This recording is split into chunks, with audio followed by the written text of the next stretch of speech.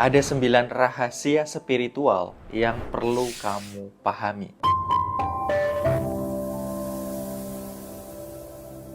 Hai guys, balik lagi bersama saya Erlang Prayuda di channel ini. Channel ini lebih banyak membahas tentang konten pengembangan diri berbasis spiritual, energi healing, dan meditasi. Untuk kamu yang suka tentang topik-topik tersebut, silahkan bisa di-subscribe, kemudian di-like video ini. Ada 9 hal yang perlu kamu pahami tentang rahasia spiritual. Jadi spiritualitas itu tentang ruhani kita, tentang jiwa kita. Ketika kita memahami 9 rahasia spiritual ini, biasanya kita akan lebih mudah dalam menjalani hidup ke depannya. Karena Indonesia Raya sendiri saja lagunya itu berbunyi, bangunlah jiwanya baru badannya. Artinya kita perlu membangun dulu nih spirit kita atau jiwa kita, energi kita, baru badannya atau tubuh fisiknya, tubuh materinya. Artinya antara yang non materi kemudian material ini perlu seimbang, perlu selaras. Nah, kebanyakan dari kita itu lebih mengedepankan yang nampak atau yang materi ini, yang fisik, dibandingkan kita fokus dulu kepada ruhani atau spirit kita. Ketika spiritualitas kita ini semakin membaik, maka biasanya secara fisiknya ikut membaik. Nah, apa saja 9 hal yang perlu kamu pahami? Yang pertama yaitu matahari itu dapat meningkatkan dan memperkuat DNA kamu. Jadi kalau kebanyakan orang mungkin akan berpikir bahwa berjemur di bawah matahari akan mendapatkan vitamin D. Namun di sisi spiritualitas kita akan mendapatkan energi dan memperkuat DNA yang ada di dalam tubuh kita. Apa fungsinya ketika DNA kita semakin kuat? Fungsinya adalah ketika DNA-mu semakin kuat, maka memori-memori yang ada di dalamnya itu akan semakin membaik. Jadi misalnya ada memori di dalam DNA-mu, itu memorinya itu rusak. Ketika kamu berjemur, itu akan memperbaiki memori yang ada di dalam DNA-mu. Terlebih ketika kamu melakukan meditasi sambil berjemur. Nah, itu jauh lebih bagus juga. Karena selain oksigennya cukup, kamu akan mendapatkan vitamin D dari matahari itu dengan cukup juga. Jadi, dengan kamu berjemur, kamu akan meningkatkan DNA kamu dan juga memperkuat DNA di dalam tubuhmu. Nah, untuk kamu yang masih bingung tentang tubuh kita itu ada DNA dan di dalamnya ada memori, mungkin kamu bisa tonton video yang ada di sini atau di sini. Kemudian yang kedua, semesta selalu mengatakan ya. Jadi semesta itu tidak pernah berkata tidak. Bahkan mungkin kamu misalnya menginginkan sesuatu, bahkan tidak menginginkan sesuatu itu juga sama-sama diaminkan oleh semesta atau diiyakan oleh semesta. Kenapa begitu? Karena semesta hanya mengenali vibrasimu, hanya mengenali rasa hatimu. Kalau kamu selalu merasa misalnya berkekurangan, merasa hidupmu susah, sulit, banyak masalah, ya akhirnya yang datang ke dalam hidupmu adalah hal-hal seperti itu juga. Tapi kalau kamu mengubah nih sudut pandangmu dulu misalnya atau mindsetmu bahwa kamu tuh adalah orang yang beruntung, kamu adalah orang yang berkelimpahan, kamu itu luar biasa, kamu orang kaya, kamu bahagia dengan hidupmu, kamu mencintai dirimu, uang adalah teman kamu misalnya, kemudian hidup ini sangat mudah dan menyenangkan, maka yang datang adalah sesuai dengan prasangkamu tadi. Makanya perlu dihati-hati dengan apa yang muncul dalam batinmu. Yang ketiga, getaran cinta menyembuhkan jiwa. Nah, bagi teman-teman, pernah mungkin ngatain seseorang, pernah mungkin berkata kasar dengan seseorang, tapi seseorang itu mungkin malah justru tidak merespon seperti yang ingin kamu lihat. Misalnya, kamu marah sama dia. Mungkin kamu ingin juga dia marah sama kamu. Tapi kenyataannya mungkin pada saat itu kebijaksanaannya dia bagus, welas asihnya tinggi, yang dia lakukan adalah malah justru melakukan sebaliknya. Dia sangat baik sama kamu, dia lebih baik lagi sama kamu ketika sudah kamu perlakukan dengan sesuatu yang kurang baik atau kamu perlakukan dia dengan buruk, tapi dia balas dengan balasan yang lebih baik. Jadi kamu ngasih air comberan, dia kasih air susu. Jadi ketika ada seseorang yang seperti tadi, orang yang meresponnya dengan penuh kasih sayang, welas asih, apa yang kamu rasakan? Tentu responmu akan berubah juga. Makanya ketika ada orang marah, ketika ada orang yang mungkin tidak menyukai kamu, namun kamu merespon dengan respon yang positif, cinta kasih, yang terjadi adalah perubahan energi dari orang tersebut. Nah, perubahan energi dari orang tersebut itu akan mempengaruhi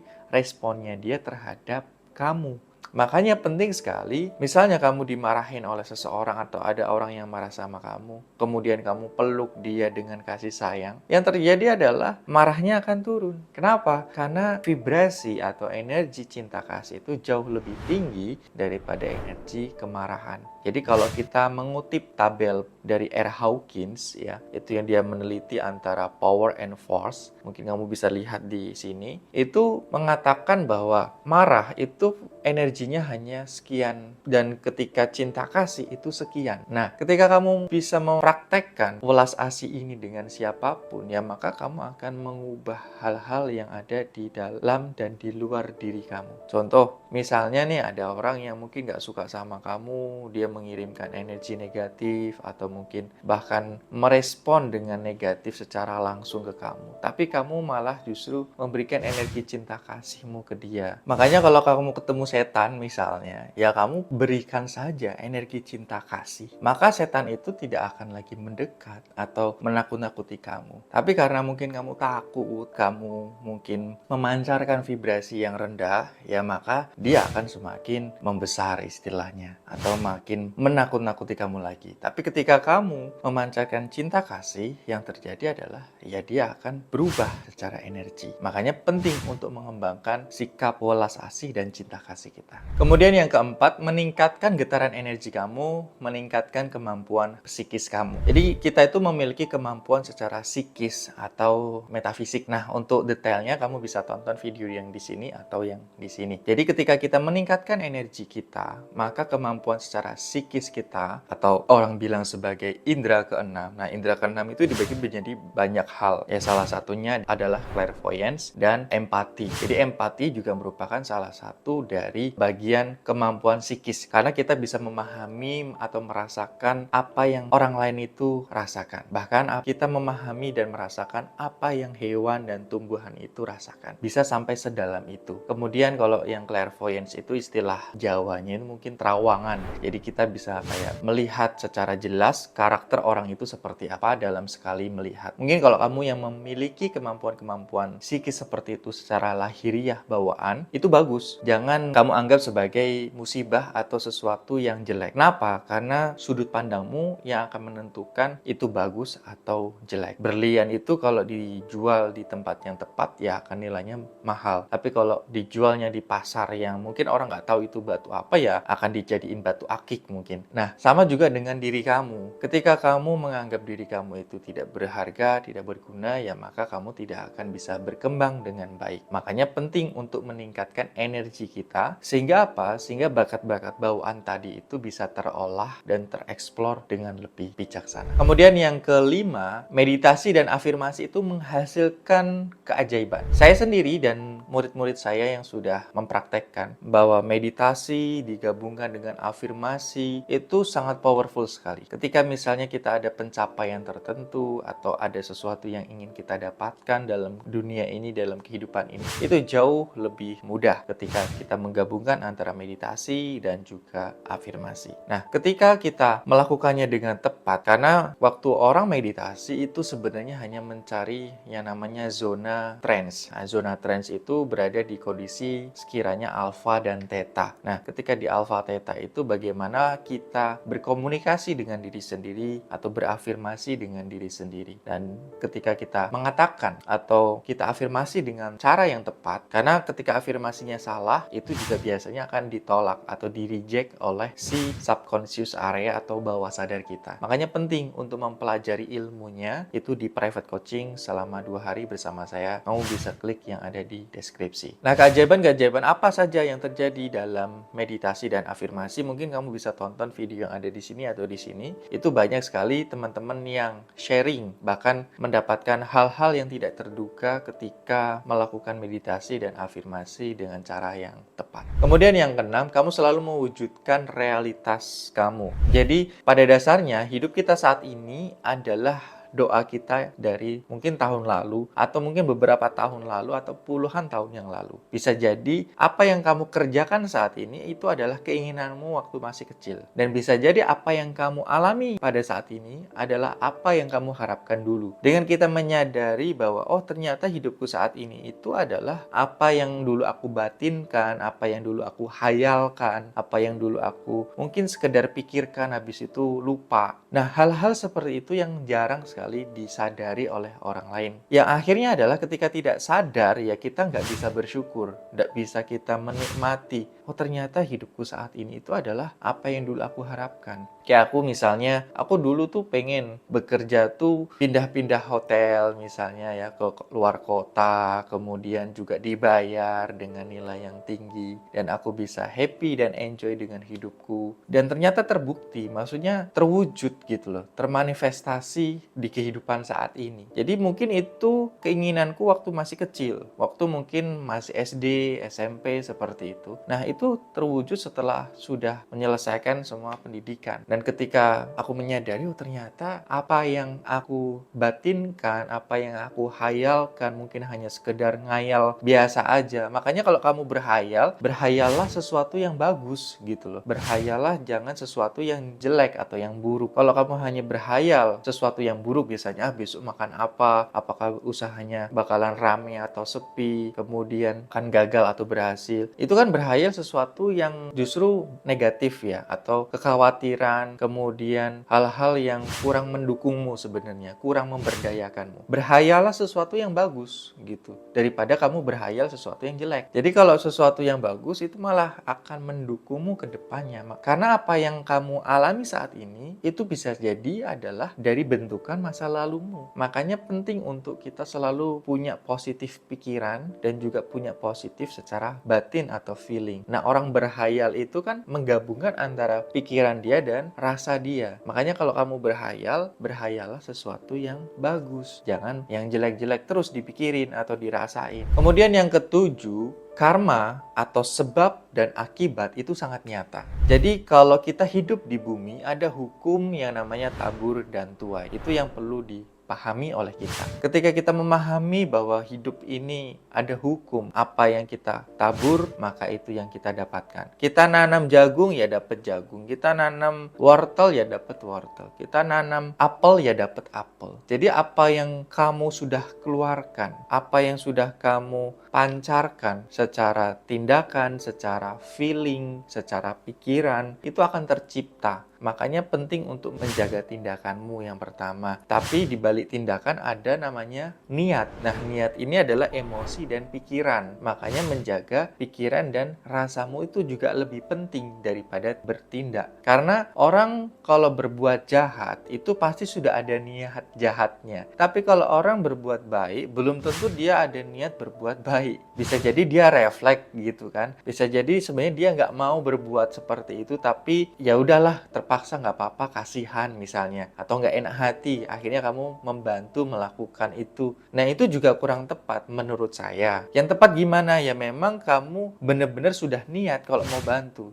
Kalau misalnya kamu nggak enak hati atau segan, ya mending nggak usah gitu. Mending nggak usah sekalian. Kenapa? Karena niatnya atau rasanya udah salah duluan gitu. Ketika udah salah duluan niatnya, rasanya, pikirannya, yang terjadi adalah meskipun tindakannya benar nih, tapi kalau feeling atau motivasinya tadi itu salah, akhirnya hasilnya juga salah. Karena ada istilah, apa yang kamu niatkan, itulah yang akan kamu dapatkan. Jadi, inna a'malu binniat. Segala sesuatu tuh dimulai dari niatnya, kalau dalam pengertian muslim. Ya, ketika meniatkan sesuatunya dengan baik, ya akan jadi baik. Makanya penting menjaga ini, niat tadi itu. Kemudian selanjutnya adalah tidak ada yang kebetulan. Ya, jadi nggak ada yang kebetulan dalam dunia ini. Misalnya kamu bertemu dengan seseorang, kamu dapetin sesuatu, itu adalah dari sebab dan akibat. dari kepantasanmu juga. Misalnya kamu dapetin penghasilan nih sekian persen atau sekian juta, ratus juta, bahkan mungkin miliaran, atau kamu menang lotre, atau mungkin kamu dapetin hadiah, atau kamu dapetin sesuatu yang tidak kamu sangka-sangka, itu bukan kebetulan. Kenapa? Karena bisa jadi itu adalah bentuk dari apa yang dulu kamu tanam. Apa yang sering kamu tanam itu akhirnya terbentuk atau termanifestasi di kehidupan saat ini. Bisa secara genetik atau turun-temurun. Misalnya dulu orang tuamu, leluhurmu tuh sangat bagus sekali gitu kan. Tapi dia sudah menanam nih bagus, udah berbuah. Buahnya mungkin juga udah dia makan gitu ya. Tapi masih banyak buahnya nih belum dimakan. Nah, buah-buah yang belum dimakan ini sama misalnya leluhurmu tadi, orang tuamu, buyut, canggah, dan lain sebagainya, itu bisa nyalur ke kamu gitu, ke anak cucunya. Makanya ada pola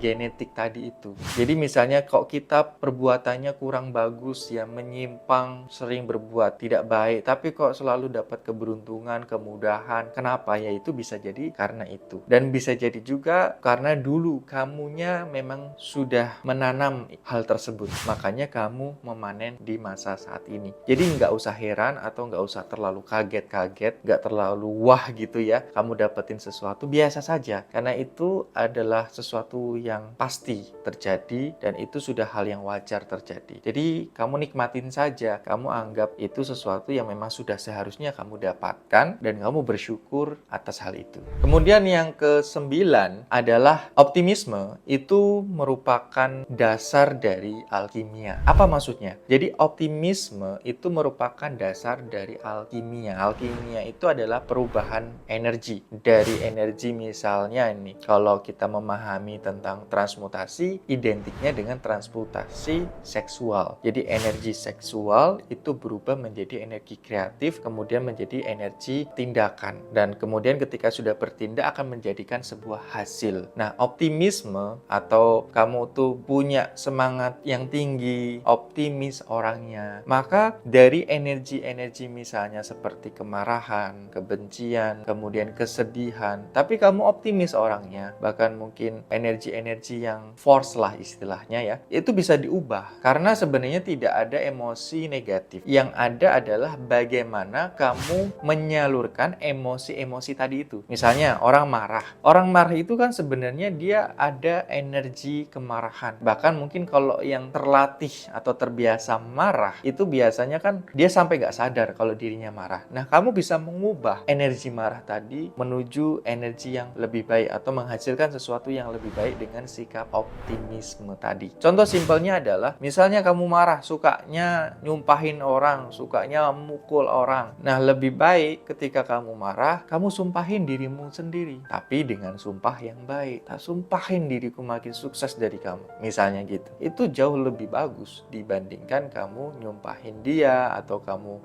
main kasar ya, main fisik. Ketika kamu melontarkan kata-kata itu dan mungkin setelah itu kamu nggak ingat, nah biasanya itu yang akan terjadi. Jadi itu saja 9 hal yang perlu kamu pahami tentang spiritualitas sehingga kamu bisa lebih bijaksana, lebih mudah untuk melatih jiwamu tadi itu, kemudian bisa menjalani hidup ini dengan lebih enak lagi, lebih simple ya, karena kalau ada yang mudah, ngapain yang susah. Sampai ketemu lagi di video selanjutnya.